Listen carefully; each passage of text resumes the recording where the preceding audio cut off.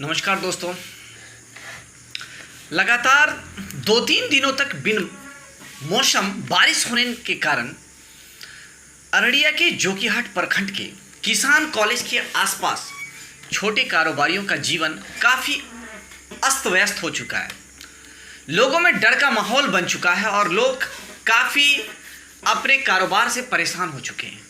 क्योंकि सबसे बड़ी समस्या जो वहाँ की हो गई है किसान कॉलेज के आसपास, वो जल जमाव का समस्या। और जो छोटे कारोबारी हैं उनकी जीवन जीना बड़ी मुश्किल हो चुकी है, क्योंकि बड़ी मुश्किल से इस लॉकडाउन के समय में उनका कारोबार अभी खुला ही है, वो भी थोड़ा बहुत हो रहा है जिनसे उनका जीवन यापन चल पाता। लेकिन इसी बीच बिन मौसम बारिश जो लगातार हो रही है, और आप देख लीजिए जोकीहाट, कोचाधामन और किशनगंज के विभिन्न क्षेत्रों में जो कि जल जमाव की समस्या उत्पन्न हो चुकी है, लोग काफ़ी भयावह रूप धारण कर रहे हैं, क्योंकि उन लोगों को वो डर सता रहा है कि कहीं ऐसा ना हो कि 2017 का वो दिन हमें देखने के लिए मिल जाए, जिसके लिए अररिया और किशनगंज को लोग पूरी दुनिया में बाढ़ के वो भयावह मंजर से देखने के लिए मिला था,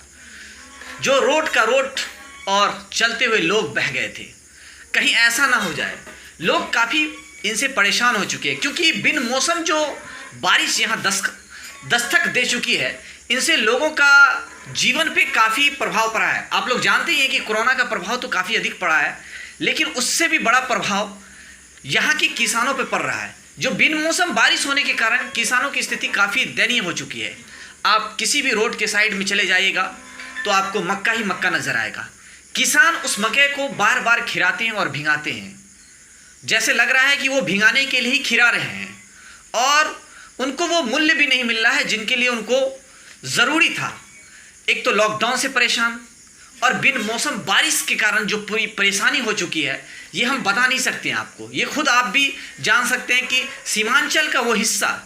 जो कृषि प्रधान क्षेत्र कहा जाता है, और यहाँ के लोग का मुख्य जीवन यापन जो है और जो पूरी तरीक़ा से निर्भर रहते हैं, वो मक्के की खेती पर रहते हैं। लेकिन आज मक्के उनके जीवन का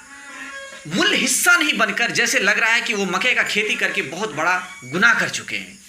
क्योंकि उनको वो दाम भी नहीं मिल रहा है, और ये बारिश के कारण समस्या हो चुकी है, और उनके खेतों में फसल बर्बाद हो रहे हैं। जल जमाव की समस्या, आप चाहे वो कोचाधामन हो या टेढ़ागाछ हो या जोकीहाट हो या पलासी हो, आप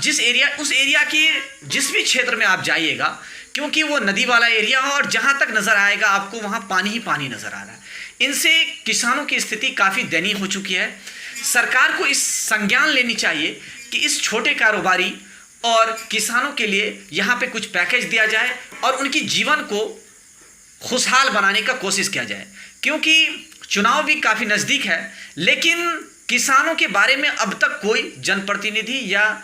जो नेतागण हैं, जो सत्ताधारी हैं या विपक्ष में हैं, वो कुछ बोल नहीं रहे हैं। खास करके हम ये चाहेंगे कि सीमांचल के किसानों की स्थिति को सुदृढ़ करने के लिए सरकार संज्ञान ले, क्योंकि ये जल जमाव बहुत बड़ी समस्या हो चुकी है किसान के लिए, कारोबारी के लिए, और जो भी तरह के कारोबारी हैं, वो किसी तरीका के कारोबारी है, उनका जीवन यापन बड़ी मुश्किल से गुजर रहा था। किसी तरीका से वो पटरी पे लाने की कोशिश भी किए। ये कोरोना के डर से वो अपने आप को, रोज़मर्रा की ज़िंदगी को किसी तरीका से अब गुजर बसर करने का एक सिस्टम में लाने की, एक पटरी में लाने की कोशिश ही किए थे कि ये जल जमाव की समस्या बहुत गहरा संकट लेकर सीमांचल वासियों के लिए सामने आ रही है। अगर इसी तरीका से बारिश होता रहा तो वो 2017 से भी भयावह रूप देखने के लिए मिलेगा। इस चलते आपदा प्रबंधन को इस पर सबसे पहले संज्ञान लेना चाहिए, और इस एरिया के लोगों के सुख सुविधा को ध्यान में रखते हुए उनके लिए कुछ विशेष राहत पैकेज खास करके किसान और छोटे कारोबारी के लिए होना चाहिए। क्योंकि आपको हम जो नज़र दिखाने जा रहे हैं, ये थोड़ा सा पानी हुआ है, और जोकीहाट के किसान कॉलेज के आसपास जो देखिएगा आप कि जल जमाव हो चुका है, और वहाँ पे छोटे मोटे कारोबारी हैं जो कि कबाड़ी का काम करते हैं, फल बेचते हैं, बहुत सारे लोग हैं जिनकी छोटी छोटी दुकान है, वो लोग जल जमाव के कारण काफ़ी परेशान हैं। तो हम आशा करते हैं कि जिला प्रशासन और आपदा प्रबंधन इस किसानों और छोटे कारोबारी के बारे में कुछ संज्ञान लें और उनकी जीवन को खुशमय बनाने की कोशिश करें। जय हिंद।